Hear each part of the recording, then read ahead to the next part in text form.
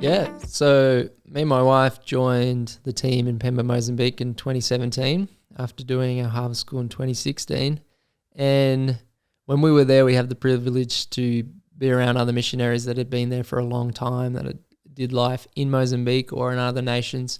So we quickly got around people that we saw did community and family really well and just tried to glean everything we could, just ask questions, talk about experiences they had, whether that was in the far off bush of Mozambique or in Europe or anywhere doing missions. We kept hearing a similar thing, as that we need to do this in community and in family, and that it's not some solo mission where you just grind away and you just do the ministry, you come home, you sleep, and you don't have fun. So that was one thing we learnt very quickly, and we're really appreciative of the guys that had gone before us and any knowledge we could get off them. But so yeah, before we even came out to Mozambique, when we were in Australia, we had about a year season of doing missions that we didn't even realize we were doing missions. We had guys that were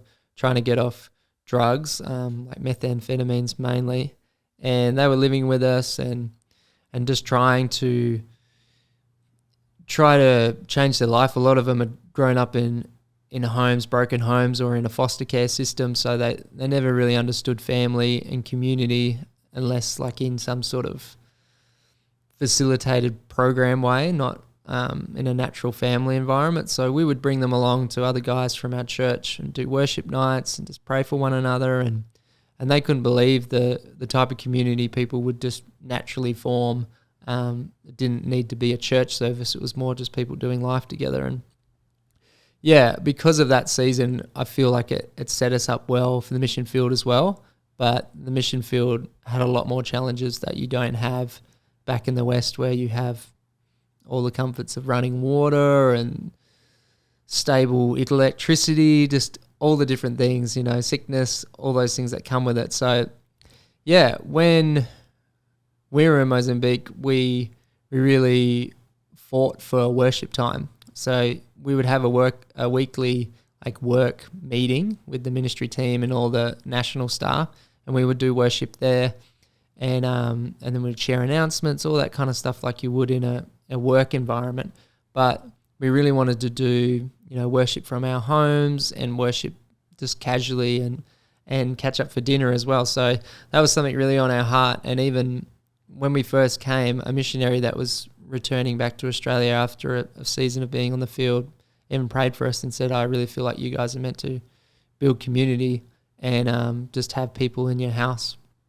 So we took that seriously. It's what we already felt, but a word like that sometimes is just confirmation to how you already feel. So yeah, that's something we really prioritized. I mean, people don't always feel like catching up and being social after a long day of sweating in the Mozambican heat, whether that's out in some rural village community or if that's teaching kids at our primary or secondary school.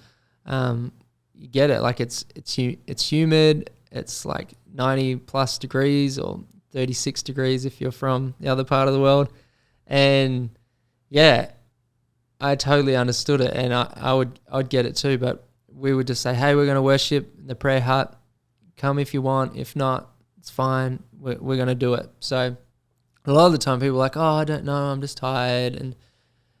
But slowly we would start to worship, and then one or two songs in, you'd see people, come out of their houses and sneak in and just lay on the ground. And worship doesn't have to look like this thing where you're always like jumping and, there's all this hype. It can literally be you're just lying on the floor receiving. And yeah, I remember guys there saying that they valued it so much they didn't realize how much they needed to just rest and be in an atmosphere of worship. So yeah, what I really want to share is just the value for that, and that also just try to avoid the danger of retreating and just doing things solo.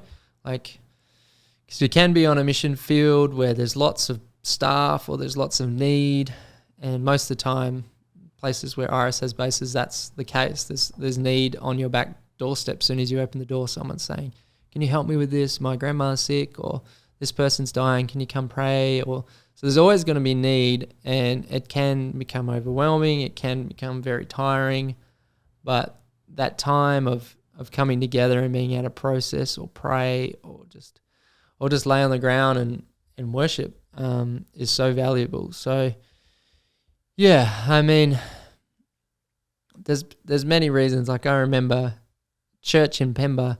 I'm from Australia originally, and I was very slow at the uptake of Portuguese.